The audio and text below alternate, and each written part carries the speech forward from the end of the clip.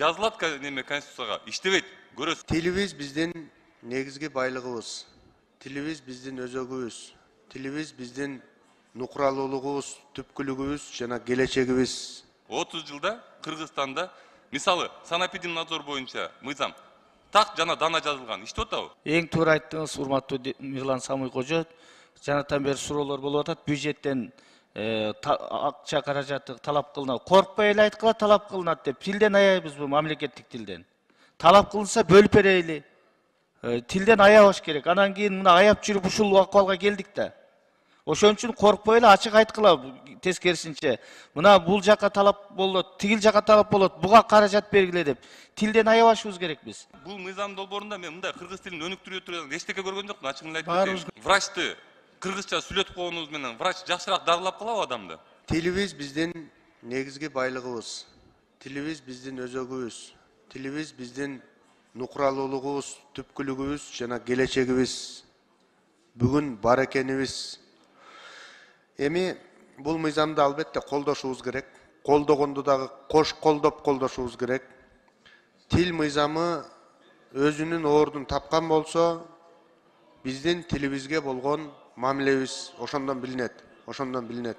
Эми суроолорум Каныбек агай, мультфильмдер, балдар үчүн мультфильмдер. Бүгүнкү күндө котормого ушул жаңы мультфильмдерди алып которулуу болуп атабы? План барбы ушуга? Бар, ал план ошо мен жогоруда айткан өкмөттүн атайын токтому менен 5 жылдык мамлекет тилди өнүктүрүү программасы бар экен. Мен мына 8 айдан бери ошол программанын үстүндө иштеп атабыз. Баш аягы болуп 5 жылга 370 миллион сом акча бөлүнүптүр. Тилекке каршы анын ичинен ошол УТРК аркылуу, ЛТР аркылуу сиз айткан анимациялык мультфильмдерге болгону жылына 8 миллион сомдон акча бөлүнүп келген экен. Бул өзү жакшы билесиздер, мультфильмдер тартуу абдан кымбат, абдан түйшүктүү иш технология. Быйыл токтомго өзгөртүү киргизип, ары жүгүрүп, бери жүгүрүп, чырылдап атып, ошол 8 миллионду 23 миллионго чыгардык. Bir жылда кыргыз тилинде мультфильм, 2 сериал май айынын аягында презентация болот кыргыз тилинде. Аны чоң конкурс менен 2 жумушчу чыгармачыл топ жеңип алган, КТРК аркылуу көрсөтүлөт. Ошол 23 миллион сомдун алкагында жылдын аягына чейин дагы 5 же 6 мультсериалдарды тартуу иши жүргүзүлүп жатат. Ошолдан сырткары 4 миллион сом котормого бөлүнгөн экен. Ошол жерде маселе бар, урматтуу Мирлан мырза.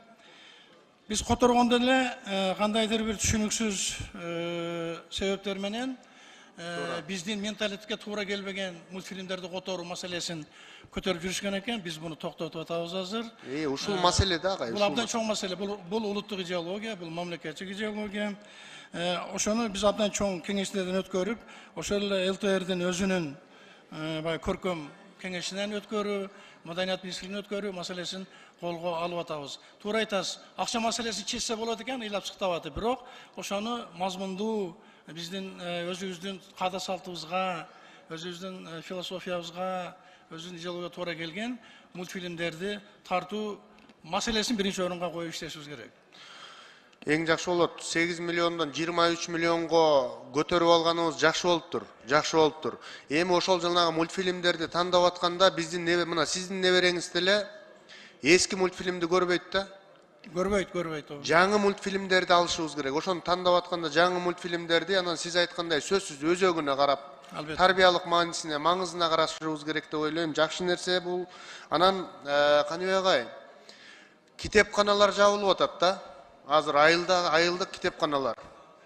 Биз бул жактан тилди көтөрөлүк деп атабыз, бирок экинчи жактан өкмөтүбүз айылдык китепканаларды жабабыз, аны мектепке бириктиребиз. Ушуга көз карашыңыз кандай? Тилекке каршы китепканалардын иштери биздин комиссиянын компетенциясына кирбейт. Маданият министрлигинде болсо керек. Мен Туура, кирбейт. Мен тил комиссиясынын төрагасы катары. Китепканаларды сакташ керек. Бул башка ой болушу мүмкүн эмес. Туура. Зам министр отурат. Чыңгыз мырза, китепканаларды эмнеге жаап атасыңар? Эмне себеп болуп атат? Элди маңкуртчулукка жетелеп кетебизби? Урматтуу Мирлан мырза. Биз ашказаныбызга эле тамак ашты сала бербей, баш казанды кошо ойлонушубуз керек деп ойлойм, Чыңгыз мырза. Сиз жооп берсеңиз. Урматтуу Мирлан мырза, саламатсызбы? Учурда бул демилге катары көтөрүлдү, бирок толук чечим чыгарылды элек. Анда биз кече Чыңгыз мырза көзөмөлгө алып койсоңуздар, жерлерди кыдырганда, айылдарда, аймактарда китепканаларды жаап атышат. Бөрк ал десе баш алгандар болуп атат. Биз Facebook менен эле кыйкыргандардын заманында эмес, китеп деген болуш керек. Китепканаларды кайра тескерисинче биз ишке киргизиш керек, арттырышыбыз керек ишмердүүлүгүн. Элге кызыктуу иш-чараларды өткөрүшүбүз керек, ошондо китепканалар иштейт. Рахмат. Каныбек агай, министрлер сынактан өткөндө кантип өтүп атат ушулар тилден? Айрым министрлерди көрүп атабыз, тили сынган министрлер. Абдан талоо жерден суроо берип атасыз. Өзү норма боюнча министр өзү баш болуп кыргыз тесттен өтүш керек. Себеби ал мамлекеттик ишмер, саясий кызмат. Бирок өткөн министрлер бар. Бирок аз өтө эле. Былтыр мурдагы транспорт министри ал турсун жат жазууга катышып 5 алган, эң жогорку бааны алган. Ошондой учурлар бар. Өзү биз министрликтердин бардык борбордук аппараттарына жат жазуу жаздырдык. Алардын жыйынтыктарын бердик. Биз ойлогондой эле бардыгы катастрофалык абалда эмес экен. Жакшы эле жазып атышат. Башка маселе, эми ошону министрликтер өзү, ал турсун президенттин администрациясы, сиздердин аппарат ошодон жыйынтык чыгарып, керек болсо кадрдык жыйынтык чыгаруу маселеси аксап турат да. Мен буну ачык алдыңыздарда айтып атам.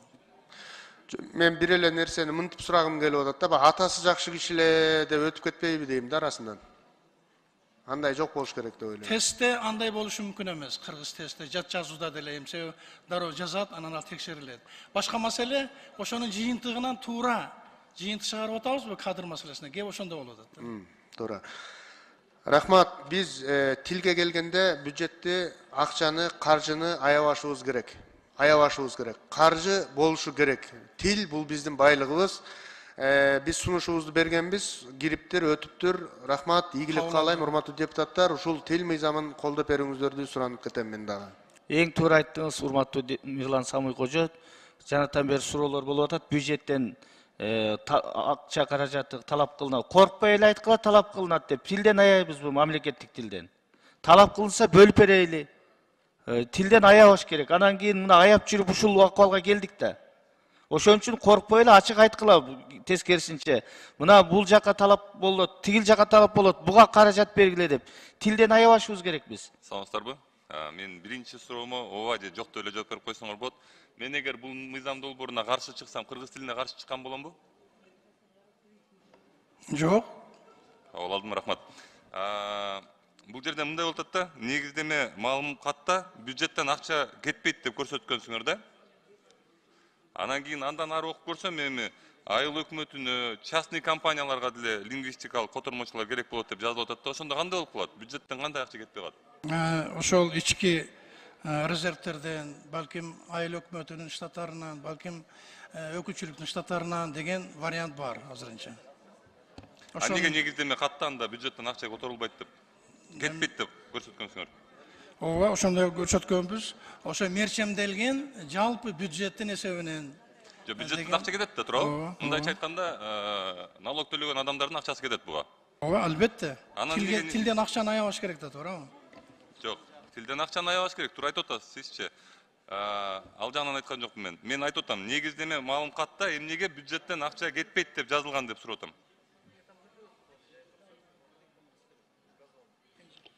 Мен мисалы жогорку кеңештин депутатымын да. Жооп берели, Эрлан Калчарович. Мен мисалы азыр жогорку кеңештин депутатымын. Мен 19 000 адамдын ишеничи менен ушул жерге келген. Мен ошол 19 000 адамдын ишеничи менен силердин негиздеме маалыматыңарда ошончо жазылган үчүн макул деп туруп добушумду берем да. Бирок ичине келгенде, мыйзам долбоорунун ичине келгенде акча кете турган, бюджеттен акча кете турган нерселер болуп атпайбы? Эмнеге мынтип алданып калып атам да менчи? Эрлан Калчарович, бул жерде мындай болгондо, мыйзамдын биринчи редакциясы деген бар да. Ушул эме Минюстан кийин жогорку парламентке кирген. Ошол редакцияда ошондой көрсөтүлгөн, мисалы үчүн эме талап кылынбайт. Себеп дегенде ошол кезде мындай ар бир өзүн өзү башкаруу, жергиликтүү башкарууларда бир адистер бар экен да, кыргыз тилчи. Анан кийин ошолор иштеп жүрүп, анан ошолорго жанагы аларды котормочу катарында дагы, тилчи катарында дагы колдонуп жүрүшүптүр да. Анан биз сунуш кылганбыз да, мүмкүн болсо ушу тилди жакшыртуу үчүн атайын эле лингвист адистерден бирден алсаңыздар депчи. Ошол сунушубуз өткөн жок. Бизге министерство, каржы министрлиги биз аларга каржы бөлүнбөйт деди да. Ошондой маселе болду. Азыр дагы мына 3-чү окууда ошол сунуш жатат. 3-чү оку Борекинде кеч келди да. Кирбептир да ушулчу. Анан кийин 1 айыл болсо кирет. Алынат. Жеке менчик фирмаларды кандай кыласыңар? Мисалы, мен жакында эле Казарманга барып келдим. Казарманда асфальт жолун bir firma салган экен, бирок справкасын немесин акт приемки дегенди немеде орус тилинде кылыптыр да. Мисалга алып киргендечи, ошолорду кантип кыргыз тилинде өткөрөсүңөр? Кабыл алуу акысы деп эле бериш керек. Кээ бирөө мындай которбой атпайбы? Билбей Жок, ошону айыл өкмөтү которобу же ошол фирма Эгерде которобу? бизге мыйзам кабыл алынып кала турган болчу болсо, биз ар бир министрликтер ошол иштейт ушу боюнча. Жооп берет. Канчалык ушул мыйзам болору кыргыз тилин өнүктүрүп атат? Силер мындай примерно пайызын билесиңер да, мынча пайызга деп. Мыйзам долбоору кыргыз тилин түздөн түз өнүктүрүүгө укуктук нормативдик талааны түзүп берет деп аны экөөбүз жакшы Эмне билебиз. бир да жерде жазылган эмес өнүктүрүү боюнча? Жазылган, башында эле жазылган ал. Мына Ал эми кыргыз тилин өнүктүрүү өзүнчө институт. Туурабы? Бардыгыбыз билим берүү системасы, маданият системасы, бардыгыбыз мамлекеттик эне тилибизди өнүктүрүүгө көмөк көрсөтө турган, жардам бере турган шарттарда иштөөгө милдеттүүбүз. Анын бардыгы мыйзамдык. Мен бул боюнча ойлорум көп да, просто азыр айтып берип түшүндүрө албайм да. Мисалга алып келейин, могу мен уюлдук телефон, азыр ар бирөөндө бар уюлдук телефончу. Канча оюн бар кыргыз тилинде? Абдан актуалдуу суроо болуп атат. Мисалы үчүн мындан бир 5 жыл мурун эле эч кандай эме жок болчу, азыр жандана баштады. Биз азыр жасалма интеллект долбоорун ишке ашырып бүтүп калдык. Жасалма интеллект тилинде кыргыз тили сүйлөй баштады деп айтсак болот. Мына ушул өнүктүрүү. Бул мен макулмун. Үндү текстке айландыруу, текстти үнгө айландыруу, Алиса программасы орустардын. Семантикалык анализ, синтез, алардын баардыгын жасап жатабыз. Азыр бир жакшы компьютер алдык. Бир секундасына 1 квадриллион операция жасай турган компьютер. Азыр иштеп атабыз, кайтып утурсаңыз, рахмат. мен сиз суроо берип атасыз, мен жооп берип атам. Сентябрда чоң презентация кылабыз. Ошондо ошол смартфондордун, эми билем акылдуу телефон да смартфон деген, ошого тиркемелерге кыргыз тилинде киргизүү процесси башталды. Тилимпоз деген жаштар өздөрү ошондой эме түзүп алышып, өнөктөшүк түзүп алышып иштеп атышат. Биздин комиссия азыр компьютердик лингвистика боюнча мамлекеттик программаны үчүн иштеп атабыз. Бул сөзсүз эске алына турган нерсе. Мен сиз менен толугу менен кошулам, Эрула мырза. Ушунда болот да, конкреттүү түрдөчү. Бизде мындай популисттик мыйзамдар болуп атат да, буларчы. Булар келет, жазылат неме конституцияга, иштебейт, көрөсүз. Бул мыйзамды популисттик дегенге кошула албайм. Ар бир нерсени окусаңыз, менимче 34 жылдан Жок, бери иштейби?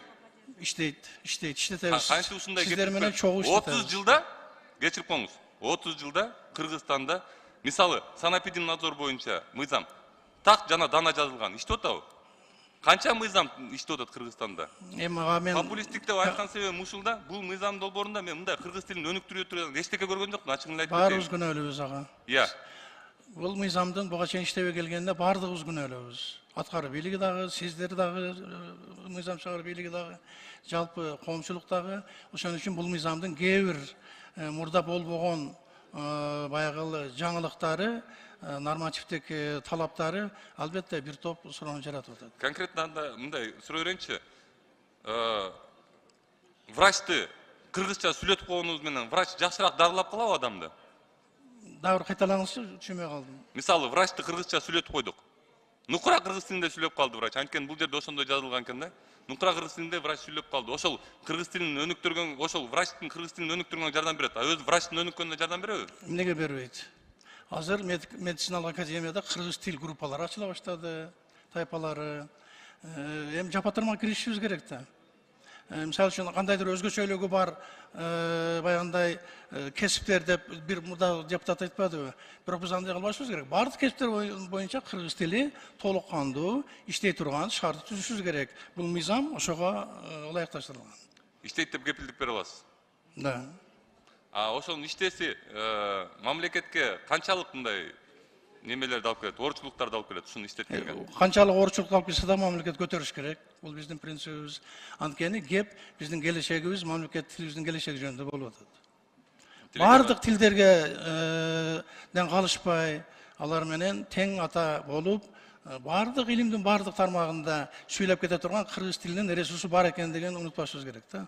Аны ойготушубуз керек, өрчүшүбүз керек, колдонушубуз керек. Кыргыз тилинде жакшы эле сүйлөп атабыз. Мен убакыттын кичинекей аз калганынан пайдаланып айтып кетейин. Могул жерде ашып кетсе, могу Кара Балтадан нары жагы бүт кыргызча